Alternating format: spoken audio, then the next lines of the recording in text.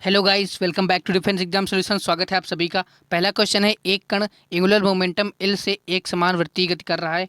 एक कण की अगर फ्रीक्वेंसी डबल कर दें और काइनेटिक एनर्जी हाफ कर दें तो एंगुलर मोमेंटम कैसा हो जाएगा। ये इस बार के नेवी के एग्जाम में फरवरी 2020 के एग्जाम में पूछा गया क्वेश्चन है और मोस्ट एक्सपेक्टेड है कि इस बार भी एयरफोर्स के एग्जाम में आपको देखने को मिल जाए। तो इसके लिए सबसे पहले आपको काइनेटिक एनर्जी का फॉर्मूला पता होना चाहिए। के बराबर होता है आई ओमेगा स्क्वायर और एंगुलर मोमेंटम बराबर होता है जेड या एल बराबर होता है आई इंटू ओमेगा। अब ये पता है आपको यहाँ तक तो आप इजीली कर पाएंगे। अब देखिए, यहाँ से हम आई ओमेगा को स्प्लिट करेंगे, आई ओमेगा इंटू ओमेगा, और ओ आई ओमेगा की जगह हम क्या रिप्लेस कर सकते हैं, जेड रिप्लेस कर सकते हैं, एंगुलर मोमेंटम इंटू ओमेगा, और के इक्वल टू आ जाएगा। अब यहाँ से देखिए, हमें निकालना है जेड। अब जेड का हमें रिलेशन निकालना है, तो जेड इक्वल टू हो जाएगा 2k ओमेगा हो जाएगा। अब देखिए, ओमेगा बराबर होता है 2πn।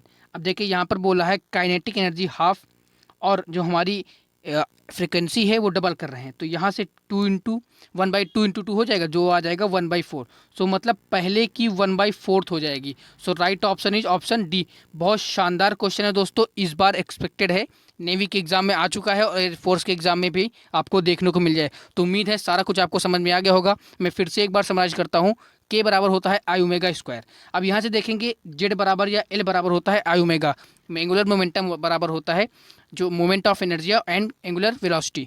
अब यहाँ से आई ओमेगा की जगह हम जेड को रिप्लेस करेंगे और इनटू में ओमेगा करेंगे। हमें जेड का रिलेशन निकालना है, तो जेड बराबर हो जाएगा 2k/ओमेगा हो जाएगा, और ओमेगा बराबर क्या होता है 2πn। तो आवृत्ति हम डबल कर देंगे और गतिज ऊर्जा हाफ कर देंगे, तो 1/4 इसका सही ऑप्शन हो जाएगा। तो दोस्तों, उम्मीद है सारा कुछ आपको समझ में आ गया होगा। चलते हैं नेक्स्ट क्वेश्चन पर। फ्रिक्शन कॉफिशिएंट की वह मिनिमम वैल्यू बतानी है जिसके लिए थीटा एंगल पर कोई ठोस सिलेंडर रोटेट कर सके।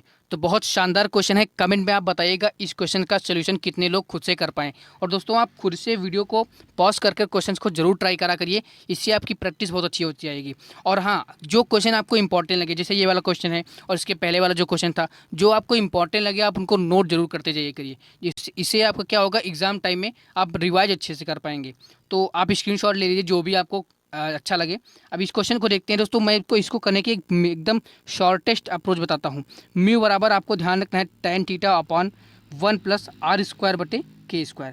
अब देखिए, मैं इसको समझाने की कोशिश करता हूँ। r² / k² क्या है, मैंने प्रीवियस वीडियोस में आपको इसका डिस्कशन किया है कि k² / r² होता है जो i बराबर mr² में जो भी उसका कॉफिशिएंट होता है mr² का। जैसे अब मान लिया ठोस गोले की बात करें तो i बराबर 2/5 mr² होता है, तो k² बराबर k/r² क्या हो जाएगा 2/5 हो जाएगा। उसी तरह अगर ठोस सिलेंडर की बात करेंगे तो उसके लिए k² / r² होता है 1/3। जैसे जो भी आई, अब इसको कुछ लोग ऐसे भी याद कर रखते हैं कि I/mr², मतलब mr² का जो भी कॉफिशिएंट होगा वही होता है हमारा k²/r²। लेकिन यहाँ पर आपको ध्यान क्या रखना है, अगर घर्षण गुणांक की बात कर रहा है तो वहाँ पर हो जाता है tan theta upon r²/k²। Means जो k²/r² है उसके कॉफिशिएंट को उल्टा कर देना। तो यहाँ पर हम लिखेंगे tan थीटा अपॉन 1+r²/k² की जगह, सॉरी यहाँ पर 1/2 होता है ना, k²/r² ठोस सिलेंडर के लिए होता है 1/2 mr²। तो k²/r² होता है, मतलब mr² का कॉफिशिएंट होता है, तो यहाँ पर 1+, लेकिन यहाँ पर r²/k² दिया है, मतलब इसका उल्टा करना है। तो 1/2 का उल्टा 2 और 2 से यहाँ पर ऐड करेंगे तो आ जाएगा 1/3 tan थीटा। तो राइट ऑप्शन हमारा कौन सा आ गया, ऑप्शन सी आ गया। देखिए कितने सिंपलेस्ट अप्रोच में आप कर पाएंगे। अगर आपके सामने एग्जाम हॉल में क्वेश्चन आया और जैसे आपके माइंड में ये फॉर्मूला क्लिक हुआ, आप 10 सेकंड में इसका सॉल्यूशन करके आगे बढ़ जाएंगे। हाँ, आपको ये फॉर्मूला जरूर प्रिपेयर होना चाहिए कि किसका मूवमेंट ऑफ इनर्शिया कितना होता है। तो दोस्तों, इसका स्क्रीनशॉट ले लीजिए। बहुत शानदार क्वेश्चन है और बहुत अच्छा क्वेश्चन है, एग्जाम में एक्सपेक्टेड है कि इस बार देखने को मिल जाए। बस आपको म्यू बराबर tan थीटा अपॉन 1+r²/k² याद रखना है।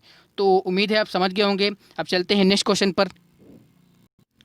एक r मीटर त्रिज्या के पहिए व जमीन का संपर्क बिंदु P है। पहिया जमीन पर बिना फिसले रोटेट करता है, तो पहिए का आधा गुणन चलता है, तब P बिंदु का विस्थापन बताना है। तो जैसे कोई हमारा ये पहिया है और ये जिसको जब रोटेट कराया गया है तो यहाँ पर इसका एक पॉइंट P था। अब जब इसको हाफ रोटेट कराया जाएगा तो एक बार बताओ मुझे, ये वाला जो P वाला पॉइंट है ये यहाँ पर चला जाएगा यहाँ पर, तो यहाँ से हमें क्या बताना है कि यहाँ तक का, यहाँ से यहाँ तक का हमें विस्थापन बताना है, डिस्प्लेसमेंट बताना है।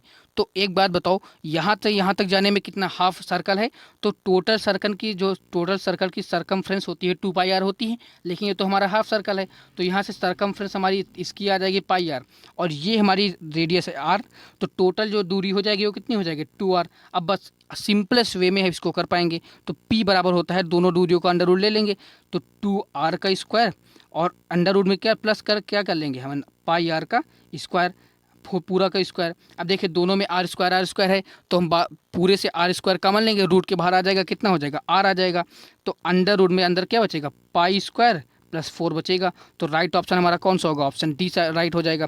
बहुत शानदार क्वेश्चन है, अच्छे क्वेश्चन है और सिंपलेस्ट वे में कर पाएंगे। एक बार मैं फिर से समराइज करता हूँ, एक जो रेडियस आर का गोला है उसको जब हाफ रोटेट करा जाएगा तो ये वाला जो पिन यहाँ था, पी पॉइंट यहाँ था, वो ऊपर चला जाएगा और ये हमारा हाफ सर्कल हो जाएगा। टोटल सर्कल की सरकमफ्रेंस होती है 2 पाई आर, लेकिन आधा है तो हमारा कितना आ जाएगा पाई आर आ जाएगा। अब देखिए जो टोटल रेडियस हो जाएगी, जो दूरी हो जाएगी वो 2r हो जाएगी, बस दोनों का अंडर रूट ले लीजिए, और जोड़ दीजिए, बस सिर्फ आर बाहर निकल आएगा और अंडर रूट में बचेगा पाई स्क्वायर प्लस 4। तो right option is option D. तो इसका भी स्क्रीनशॉट लेने योग्य क्वेश्चन है, बहुत अच्छा क्वेश्चन है, एग्जाम में आ सकता है। तो चलिए देखते हैं नेक्स्ट क्वेश्चन। नेक्स्ट क्वेश्चन है, यदि म्यू आर, म्यू एस तथा म्यू के क्रमशः rotational, static and kinetic friction coefficient हो तो कौन सा स्टेटमेंट इसमें से सही है।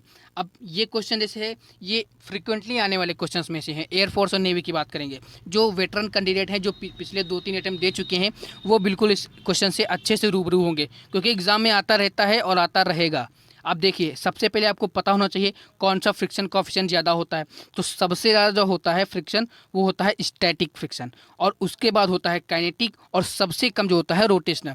तो राइट ऑप्शन हमारा यहाँ से कौन सा दिख रहा है, ऑप्शन ए दिख रहा है। देखिए ये हमारे जो फ्रिक्शन कॉफिशिएंट दिए गए, तो सबसे ज़्यादा होता है स्टैटिक फ्रिक्शन होता है, उसके बाद हमारा होता है काइनेटिक फ्रिक्शन, और उसके बाद होता है रोटेशनल फ्रिक्शन। तो सही आंसर हमारा कौन सा हो जाएगा, ए हो जाएगा। सबसे ज़्यादा म्यू एस हो जाएगा, फिर म्यू के और फिर म्यू आर। तो उम्मीद है सब क्वेश्चन आप समझ गए होंगे। चलते हैं नेक्स्ट क्वेश्चन पर। नेक्स्ट क्वेश्चन इज, एक नियत टॉर्क से किसी पहिए पर कार्य करते हुए इसका एंगुलर मोमेंटम 4 सेकंड में ए नॉट से 4 a0 कर देता है, तो टॉर्क का परिमाण बताना है। अब देखिए कितना शानदार क्वेश्चन है। ऐसे क्वेश्चन बहुत जगह आप फिजिक्स पढ़ते होंगे, लेकिन शायद ही ऐसे क्वेश्चन पढ़ाया जाता होगा कहीं। बहुत कम टीचर हैं जो ऐसे क्वेश्चन कराते हैं, मतलब जो इस सीरीज में करा रहा हूँ मैं, लोग बस परीक्षा ऐप या किसी वेबसाइट से जाकर क्वेश्चन को कॉपी पेस्ट कर सजा धजा के बस पेश कर देते हैं, और बहुत से लड़कों को वो पसंद भी आता है। चलो एनीवेज, अब इस क्वेश्चन को करने के लिए एग्ज़ाम हॉल में अगर आपके पास क्वेश्चन आया, अगर आपको इसका फॉर्मूला नहीं पता है तो आप बस घूमते रह जाएंगे। अब टॉर्क बराबर होता है dz/Δt। अब जिसको ये फार्मूला पता है, ये बस 2 सेकंड का क्वेश्चन है, मतलब चेंज इन एंगुलर मोमेंटम बटे चेंज इन टाइम। तो टाउ बराबर होता है dz/dt। अगर आपको ये नहीं पता है तो तुरंत खट से स्क्रीनशॉट इसका ले लो। अब देखो dz बराबर होता है, मतलब चेंज इन एंगुलर मोमेंटम, 1 से 4 a0 होने में कितना चेंज हुआ है, तो 3 a0 का। तो यहाँ पर हम 3 a0 करेंगे, और by change in time is equal to 4। So right option is option सी।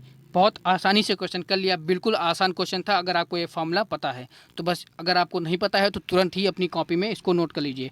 तो चलते हैं नेक्स्ट क्वेश्चन पर। दोस्तों आप वीडियो को पॉज करके खुद से क्वेश्चन को ट्राई करते रहें और कमेंट में अपना स्कोर जरूर बताएं। 15 क्वेश्चन है, अगर 15 में आप 10+ कर रहे हैं तो डेफिनेटली आप सही रास्ते पर तैयारी कर रहे हैं। तो 2 चालक समान रूप के और समान आकार के हैं। उनमें से एक जो हमारा मेटल है वो हमारा तांबे का है, और दूसरा जो हमारा कंडक्टर है वो एल्यूमिनियम का है।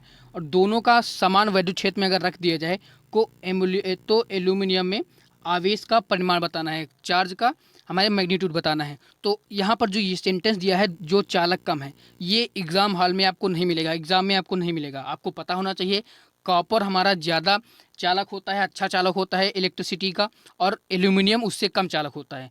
तो अगर आपको ये पता नहीं, एग्ज़ाम में ये सेंटेंस नहीं दिया जाएगा तो श्योर है। तो आपको पता होना चाहिए जो हमारा कॉपर होता है वो ज़्यादा कंडक्टिव होता है कंपैरिजन टू एल्यूमिनियम। तो इसमें से हमें बता रहा है कि एल्यूमिनियम पर आवेश कैसा होगा, तो जाहिर सी बात है तांबा अच्छा चालक है, तो तांबे में आवेश का परिमाण ज़्यादा होगा, एल्यूमिनियम में कम होगा। तो यहाँ पर राइट ऑप्शन कौन सा हो जाएगा, ऑप्शन ए हो जाएगा। तांबे से कम उसका आवेश का परिमाण होगा, एल्यूमिनियम में आवेश का परिमाण कम होगा जबकि तांबे में ज़्यादा होगा। तो राइट ऑप्शन इज ऑप्शन ए। चलते हैं नेक्स्ट क्वेश्चन पर। नेक्स्ट क्वेश्चन इज, एक पाइप से एक अनुप्रस्थ जिसका अनुप्रस्थ समान है, मतलब जिसकी रेडियस समान है, एक पानी बह रहा हो, एक स्थान से एक पाइप सकरी हो जाती है, तब इसकी अनुप्रस्थ आधी हो जाती है, तो पानी की गति बतानी है। बहुत अच्छा क्वेश्चन है ये भी, और इस कॉन्सेप्ट पर बेस्ड भी क्वेश्चन बहुत बनते हैं। आपने आवर्तता का सिद्धांत पढ़ा होगा, A into V equal to होता है कांस्टेंट। अब देखिए, हमें वेलोसिटी प्रोपोर्शनल यहाँ से 1/a भी तो कर सकते हैं। अब देखिए यहाँ पर बोल रहा है कि उसकी अनुप्रस्थ आधी हो जाती है, तो मतलब उसका जब एरिया, ये जो हमारा रेडियस है, वो अगर आधी कर देंगे तो यहाँ पर क्या हो जाएगा, कैसा हो जाएगा, देखिए, तो v प्रोपोर्शनली 1/a है। अब a को 1/2 कर देंगे तो हमारा जो वेलोसिटी हो जाएगी वो 2 हो जाएगी, मतलब पहले के वेग से 2 गुना हो जाएगी। तो सही जवाब कौन सा है इसमें से, घटक 2 से बढ़ जाएगी। ऑप्शन यहाँ से सी राइट हो जाएगा। बहुत अच्छा क्वेश्चन है। a प्रोपोर्शनली, बस v याद, 1/v याद रखना है बस। कई बार A1V1 इक्वल टू A2V2 आपने पढ़ा होगा, आवर्तता का सिद्धांत, बस उसी पर बेस्ड है। कई बार इसमें क्वेश्चन वेरिएट भी करता है, रेडियस के टर्म भी देता है, तो आपको ये कॉन्सेप्ट ध्यान रखना है। अब चलते हैं नेक्स्ट क्वेश्चन पर। दो आवेशित गोले जिन पर आवेश की मात्राएं डिफरेंट हैं, तार द्वारा परस्पर ऐड किए जाते हैं, तो कौन सा स्टेटमेंट इसमें से सही है। बहुत ही बढ़िया क्वेश्चन है, और इस क्वेश्चन को करने के लिए बस आपको ध्यान रखना है कि जब कोई दो गोले हैं उनको अगर हम ऐड कर देंगे, तो उन पर जो ऐड करने के बाद अगर अलग भी रखेंगे तो उन पर आवेश जो होता है Q/2 हो जाता है। ये क्वेश्चन एग्जाम में आ चुका है। दो आवेशित गोलों को एक साथ ऐड करने पर अब दोबारा अलग करें तो इन पर बल कितना हो जाएगा, दोस्तों जो बल हो जाएगा आवेश का आधा हो जाता है, तो ये ध्यान रखना है। अब दूसरी बात है, यहाँ पर अगर दो गोलों को आवेशित हैं और उनको जोड़ने के बाद संबंधित किया जाता है, तो कौन सा स्टेटमेंट इसमें से सही है। तो दोस्तों उनमें से टोटल जो हमारा चार्ज है वो कंजर्व रहता है, हमारा आवेश बदलता नहीं है। ऑप्शन यहाँ से हमारा बी सही हो जाएगा। तो उम्मीद है समझ गए होंगे। नेक्स्ट क्वेश्चन देखते हैं। एक एक्स-रे नलिका से उत्सर्जित एक्स किरण पुंज की इंटेंसिटी बढ़ाई जाती है, तो कैसे बढ़ा सकते हैं आप सभी को पता होना चाहिए। ये भी एग्जाम ओरिएंटेड क्वेश्चन है। फिलामेंट में अगर हम करंट को इंक्रीज कर देंगे तो जो उससे उत्सर्जित होने वाली एक्स किरण है उनकी फ्रीक्वेंसी, जो उनकी इंटेंसिटी है, वो इंक्रीज हो जाएगी। नेक्स्ट क्वेश्चन देखते हैं। एक भौतिक राशि को मापकर NU द्वारा व्यक्त करते हैं, तो n संख्यात्मक मान है और U हमारी यूनिट है, तो कौन सा इसमें से स्टेटमेंट सही है, ये आपको ध्यान रखना है। n प्रोपोर्शनली u होता है, n यूनिवर्सली प्रोपोर्शनल u के होता है, n बराबर होता है 1/u। ध्यान रखना है, आपको ध्यान रखिएगा, एग्जाम में आ सकता है डायरेक्ट एज अ रिजल्ट। और नेक्स्ट क्वेश्चन देखते हैं। ये काफ़ी अच्छा क्वेश्चन है। एक प्रेरक L तथा प्रतिरोध R श्रेणी क्रम में जोड़े जाएं तो इनके सिरों पर आरोपित AC स्रोत से आवृत्ति जो है ओमेगा है, तो शक्ति व्यय बताना है। तो बहुत आसान सा क्वेश्चन है, P बराबर VI cos फाई। लेकिन अगर आपको ये फॉर्मूले नहीं प्रिपेयर हैं तो आपके लिए बिल्कुल आसान नहीं है। अब देखिए, तो ये हमारा V होगा इंटू, अब देखिए ये हमारे AC स्रोत की बात कर रहा है, तो V बराबर होता है I इंटू जेड। तो I बराबर कितना हो जाएगा, V बराबर देखिए V बराबर होता है I इंटू जेड, तो I बराबर हो जाएगा V इंटू जेड हो जाएगा। अब cos फाई बराबर कितना होता है, R/Z होता है। अब इसको कैलकुलेट करेंगे तो V² R/Z² हो जाएगा। अब देखिए V² R/Z²। अब जेड का जो हमारा एक्सेल सर्किट में प्रतिवर्ती धारा में, अब जेड का फॉर्मूला क्या होता है, अंडर रूट में होता है R² प्लस देखो एल सर्किट है तो एक्सेल हो जाएगा। एक्सेल का मतलब हो जाएगा ओमेगा एल, तो ओमेगा इंटू एल कर देंगे। अब देखिए यहाँ पर स्क्वायर है, अगर स्क्वायर करेंगे तो रूट हमारा हट जाएगा। तो कौन सा स्टेटमेंट इसमें से आ जाएगा, V² इंटू R² प्लस ओमेगा² L²। तो right option is option A. तो बहुत आसान क्वेश्चन है, बिल्कुल बस फॉर्मूला पता होना चाहिए, आप इजीली क्वेश्चन को कर पाएंगे।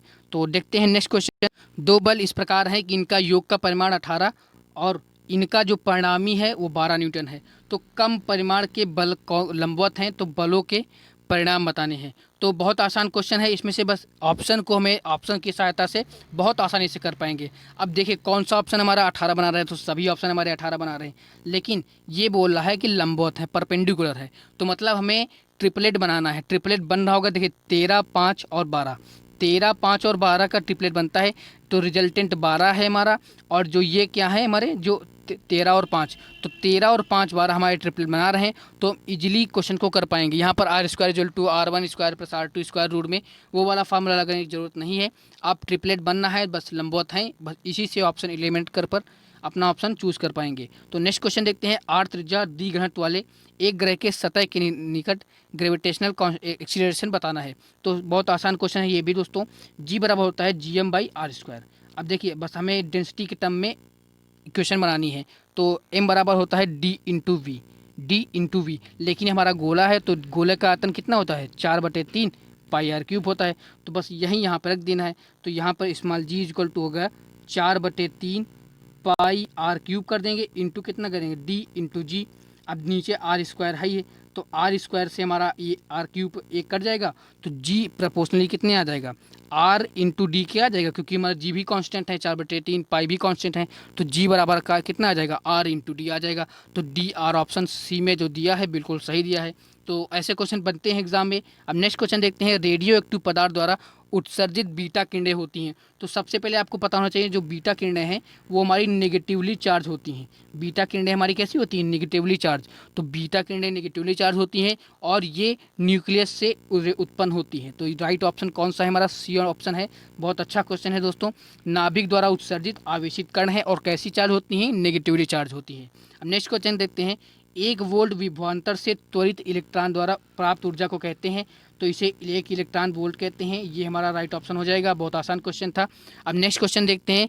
Next question is for you to comment your answer. ये क्वेश्चन आपके लिए है जो इसका सोल्यूशन मैं अगले वीडियो में बताऊंगा। इसका आपको कमेंट में आंसर देना है। 1 इलेक्ट्रॉन और एक प्रोटॉन है, सेम मोमेंटम से एक समान यूनिफॉर्म मैग्नेटिक फील्ड में अभिलंबवत मतलब परपेंडिकुलर इंटर करते हैं, तो कौन सा स्टेटमेंट इसमें से सही है। दोनों मतलब कौन सा किसका रेडियस कैसा होगा, कैसा उसका पथ होगा, ये क्वेश्चन का आंसर आपको कमेंट में करना है। और ये एग्ज़ाम में आ चुका क्वेश्चन है दोस्तों। आपको बस इसका कमेंट में करना है कौन सा आंसर इसमें से सही आएगा, और मैं जो सही आंसर होगा उसको पिन कर दूंगा और अगले वीडियो में मैं इसका कंप्लीट डिस्कशन कर दूंगा। तो दोस्तों उम्मीद है आपको वीडियो पसंद आई होगी। इस वीडियो को एक प्यारा सा लाइक दीजिए और अपने दोस्तों के साथ शेयर करिए और अपने कमेंट में अपना फीडबैक जरूर दीजिए दोस्तों। और 15 में आपका क्या स्कोर रहा है वो कमेंट करके जरूर बताइए दोस्तों। क्वेश्चन का लेवल आप सभी देख सकते होंगे, बिल्कुल ही बढ़िया क्वेश्चन है जो आपके एग्जाम में आएंगे। ऐसे ऐसे क्वेश्चन है, अगर आपने इन जो क्वेश्चन शुरू के 4-5 थे आप सभी देख सकते होंगे, अगर आपने शायद उनको पहले फेस नहीं किया होगा तो आपके लिए प्रॉब्लम हो सकती है। अब मैं इस सीरीज में अच्छे अच्छे क्वेश्चन आपको कराऊंगा जिससे आपको एग्जाम में कोई भी प्रॉब्लम ना हो। तो दोस्तों आज के लिए इतना ही, मिलता हूँ आपसे नेक्स्ट वीडियो में। तब तक के लिए जय हिंद, वंदे मातरम।